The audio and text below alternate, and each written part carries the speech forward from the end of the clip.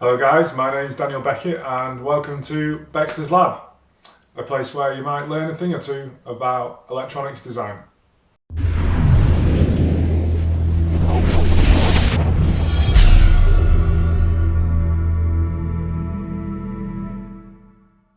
Okay, so the first project that I'm going to show on my channel is going to be the repair of a PlayStation 4 Pro.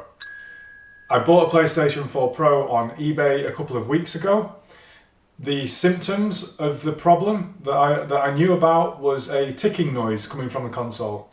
I thought that would be a very easy repair. It turns out it was a little bit more complicated than I initially thought. So stick around and I'll show you my journey. Okay, so pretty loud noise. And the only fan that you can see spinning is this one, so let's stop it. Right, so it's not that fan. The noise sounds like it's coming from the back of the console, kind of in there somewhere. And this whole section at the back is the power supply. So let's take the power supply out and see what we can see. So what I've done, I've got a couple of crocodile clips on those blades, and I've pinned them into the receptacles where they would have gone when this is fully assembled. Be careful when you're messing around with mains, because you know why. Plug that in. I've got this in a clamp so that it's kind of strain relieved, it's not going to go flying off my desk. And plug that in. So that's now live, and let's see what happens when we turn this on. Strange, right, so that noise, it's not the fan underneath there. Turns out that it's that inductor.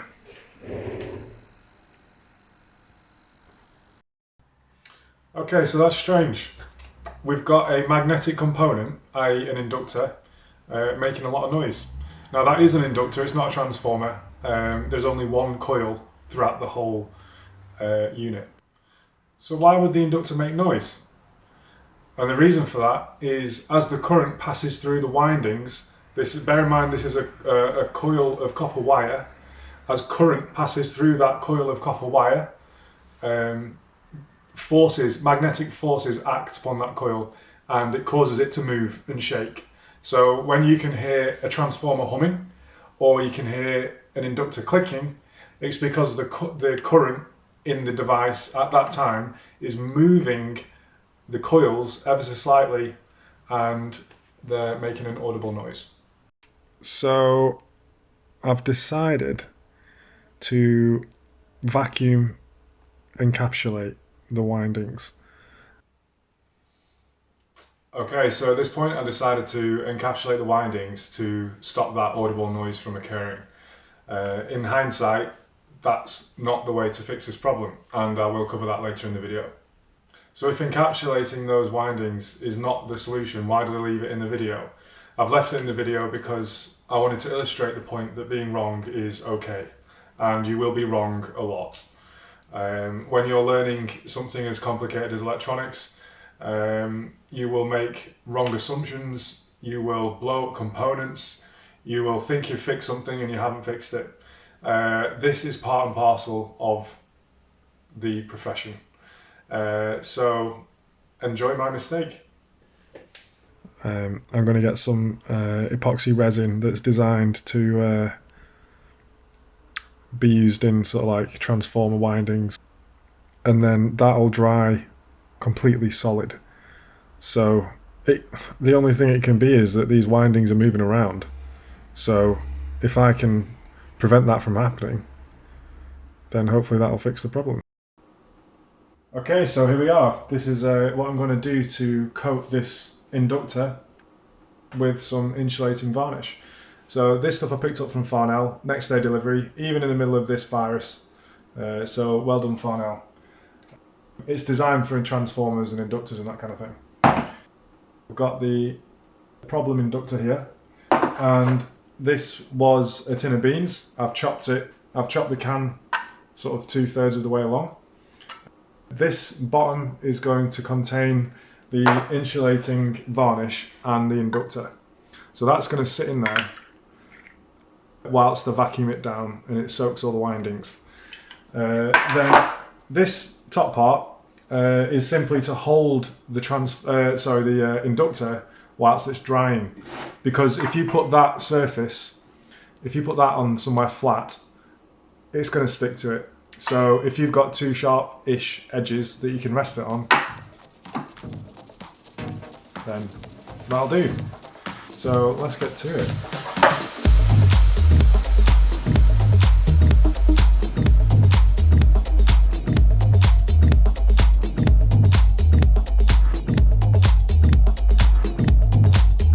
So there's quite a few bubbles coming out of it already.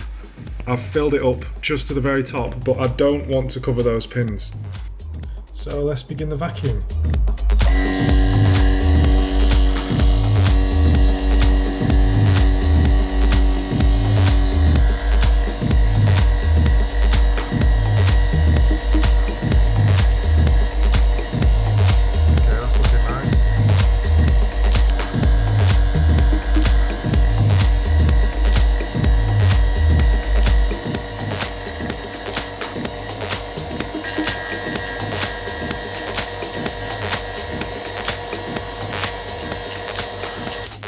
Wow, okay, so let's release the vacuum and see what happens.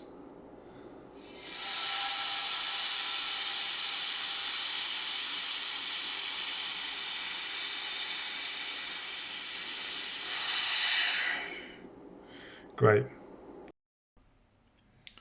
I just wanted to show you guys a close-up of the coils themselves. So these are completely coated in varnish now.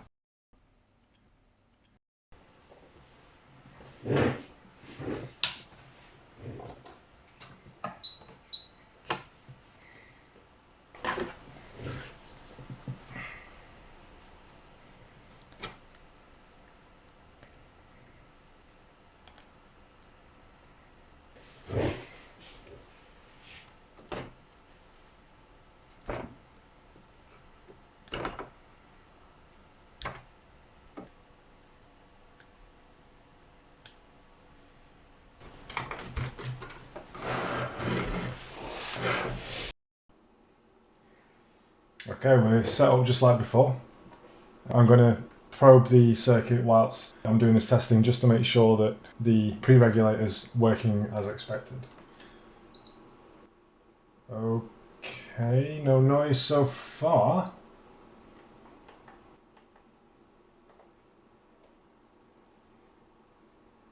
Let's see if it's on. Yeah, it's turning on.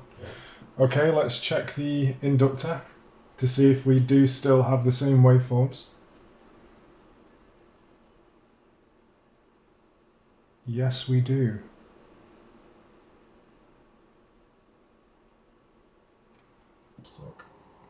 Okay guys, quick update. The varnished inductor was indeed quieter than in its state before when it was unvarnished. Much quieter. In fact, it was quiet enough that you could leave it at that and you wouldn't hear it when you're playing games.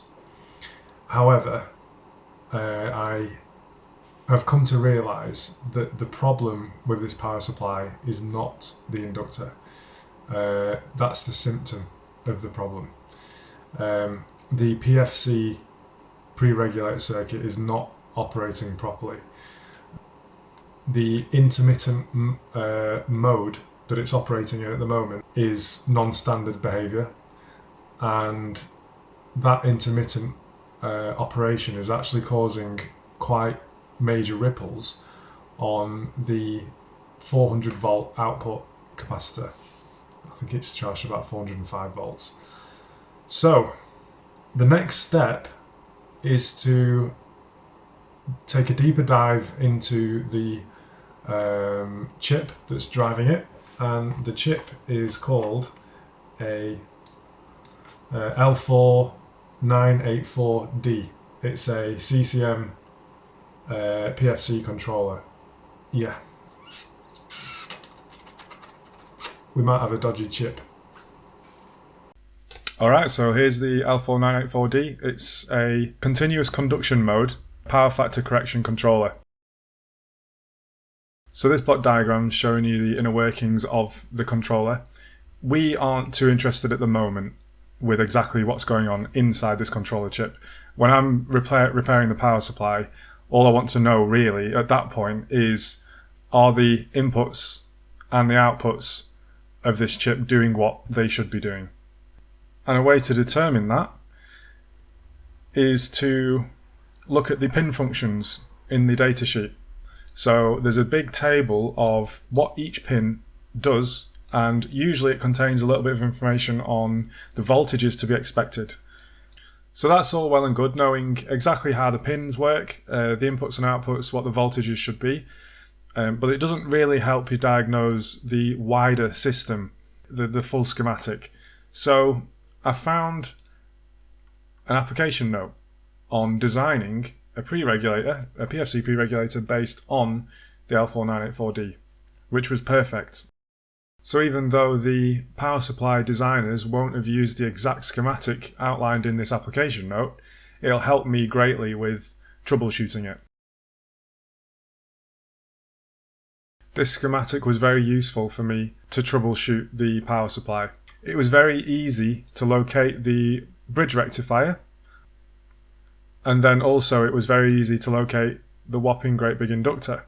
This is the inductor that is making all the noise. This MOSFET and this diode are both mounted to a heatsink, and that output capacitor is a big electrolytic, very easy to spot. A very important thing to note at this point is that in this simplified schematic, looking at the multi-pin and looking at the inv pin, we can see that the multi input is simply a ratio, a potential divider of this voltage here. Similarly, the output of the converter is scaled through a potential divider and fed into the inverting pin. It helped me greatly to troubleshoot this circuit, knowing that the inverting pin and the multiplier pin inputs were simply scaled down voltages of the input to the converter and the output to the converter. So what I'm going to do is plug this back in. Right, there's literally no noise now, which is telling me that the device is operating properly. We've got a constant switching waveform. That is correct. That's what's meant to happen. You're meant to have a constant switching waveform. And if I probe the output capacitor, right, so that is 420 volts. 420 volts DC, and there's a slight ripple on it, but nothing major. Okay, so that is operating correctly. You might want a bit more proof that this circuit is operating in the right way, and I'm going to give you some. Even though this device is not the exact same device used in the PlayStation, nor is the operation mode, it's still good enough for me to explain how these circuits work. So let's simulate this circuit and prove to ourselves how it should operate.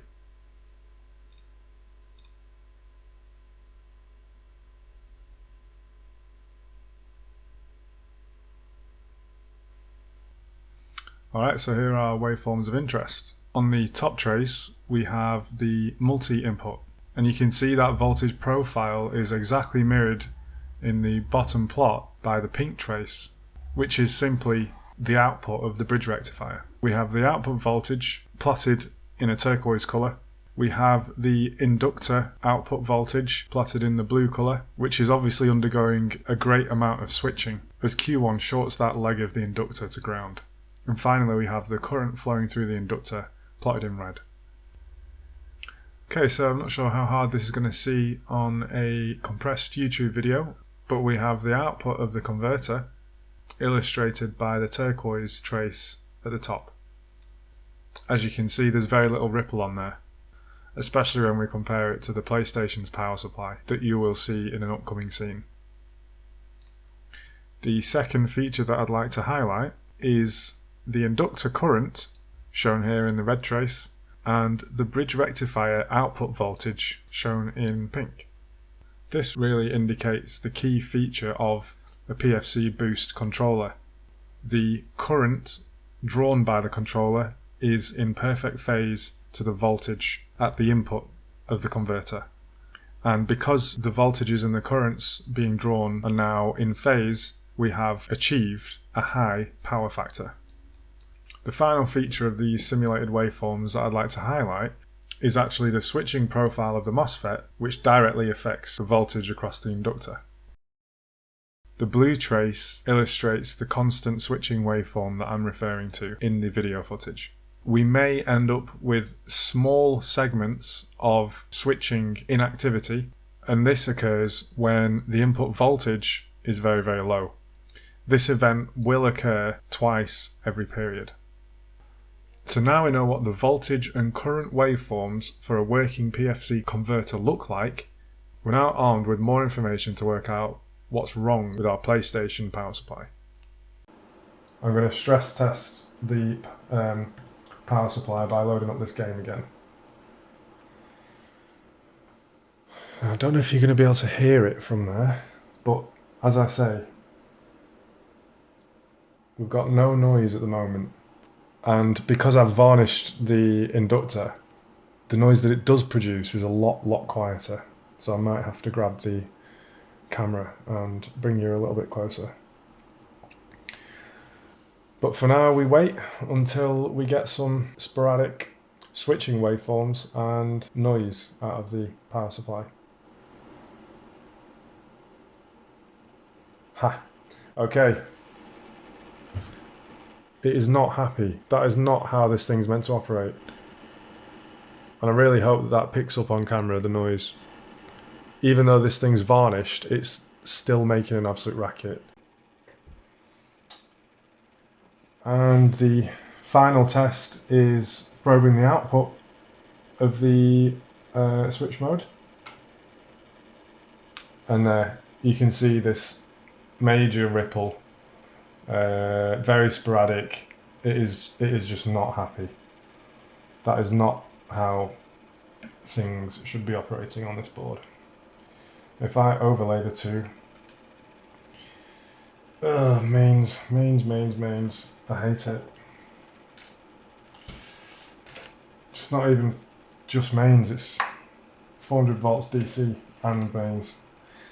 This is a very dangerous process, so if you're not used to doing it, then just don't do it. Just watch this video instead.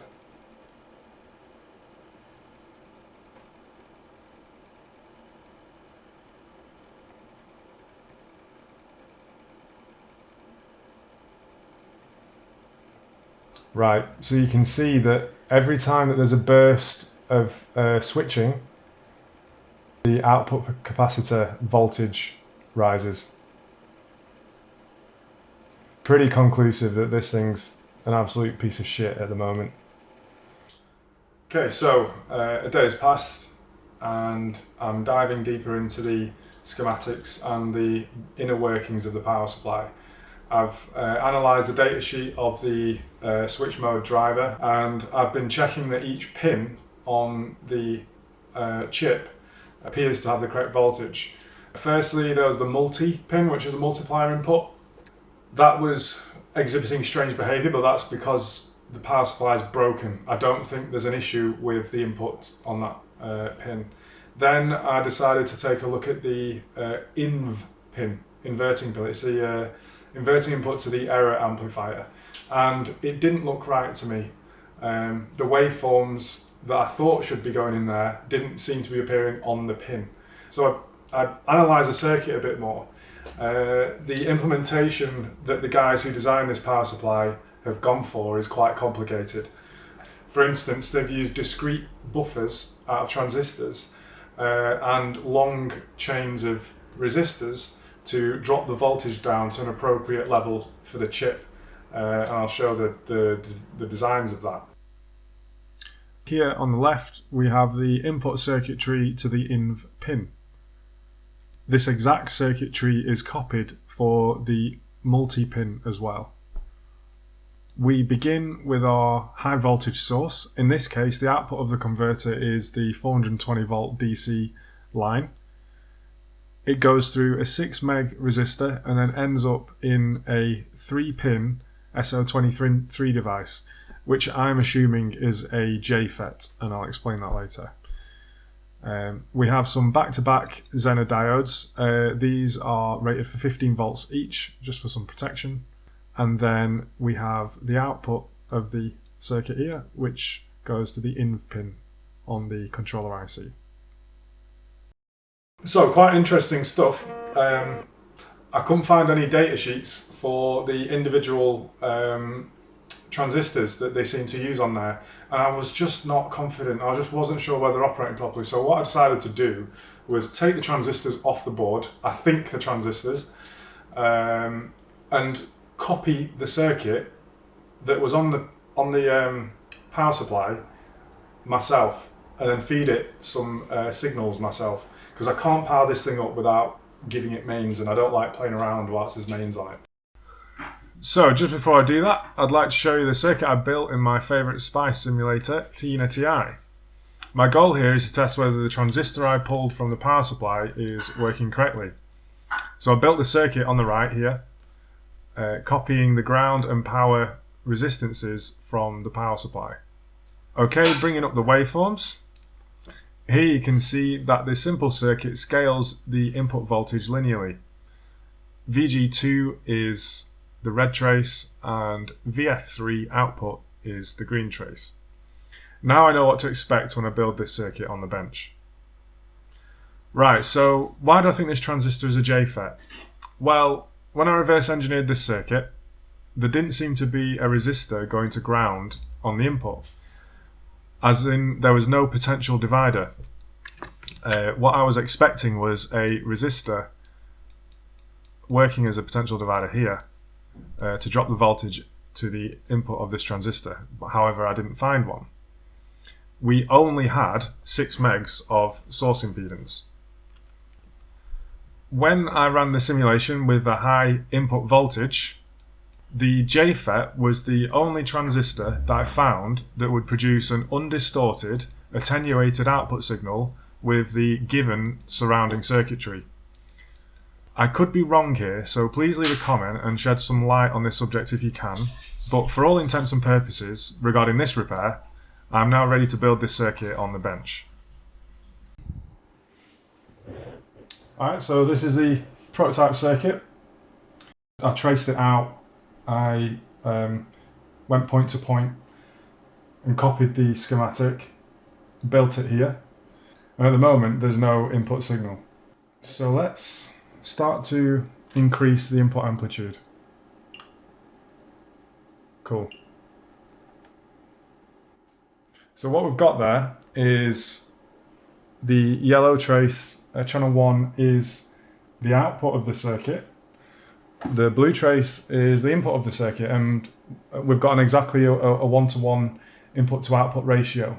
It's working as a buffer. That's great because now I know that the transistor on that particular bit of circuitry is working, which was one of my questions that I had. Right, so something very strange happened. So I just put those transistors back on the PCB and it's working. I've done nothing else apart from put those transistors back on the PCB. The game has been running now in the background for 15-20 minutes, and the operation of the boost controller is absolutely perfect.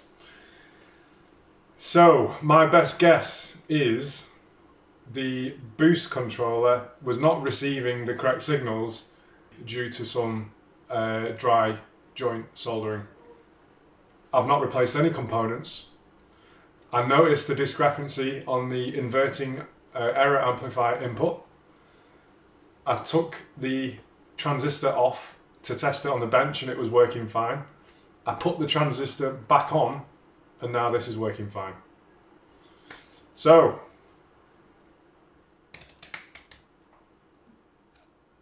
weird. Just do a quick comparison. Before, when I brought the phone close to the back end of the power supply, you could really hear it. Dead silent.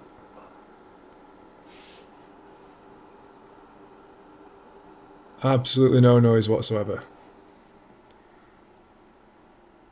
Awesome. And on that note, I'm ready to wrap up this video. After deliberating this problem a little further, I'm pretty sure I know what the cause is. The processors within the PS4 are cooled by a large aluminium heatsink. The air that cools this heatsink enters the console through the front, travels over the fins, and exits out the back. But just before this warm air is expelled out the back, it travels over the power supply circuitry. Specifically, it travels over the PFC pre-regulator circuitry. Why is that important? Well, by design, the power supply is going to undergo temperature swings every time somebody plays a game on the console. Just like mechanical fatigue, whereby you can cause a piece of metal to go brittle just by bending it backwards and forwards, solder can undergo thermal fatigue, whereby repetitive thermal cycles causes the solder to become brittle. When the solder does become brittle, you're in significant danger of it breaking and cracking and losing contact.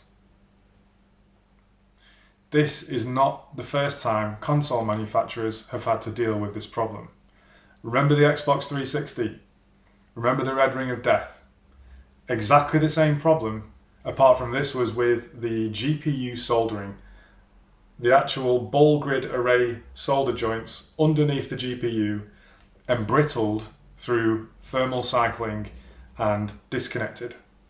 We have the same problem now on the PlayStation 4, apart from its components within the power supply circuitry that are becoming brittle and electrically disconnecting. So Dan, where's the good news in all of this? Well, if you are somewhat competent with a soldering iron and you've got 50 or 60 hertz noise coming from your PlayStation, then there's a good chance that you can fix this at home. Take the power supply out of the console and take the cover off the power supply. Then use your soldering iron and reflow every surface mount pad that you can see on that board. Use a little bit of flux if you need to, and you don't need to apply any extra solder. Yes, this might take a little bit of time, but if this problem is as widespread as I think it is, then you will be able to fix your console with absolutely no cost whatsoever. And that is pretty good value if you're asking me. Thank you for watching. Carol Baskin killed her husband, whacked him. Can't convince me that it didn't happen. Fed them to tigers, they snacking. What's happening? Carol Baskin.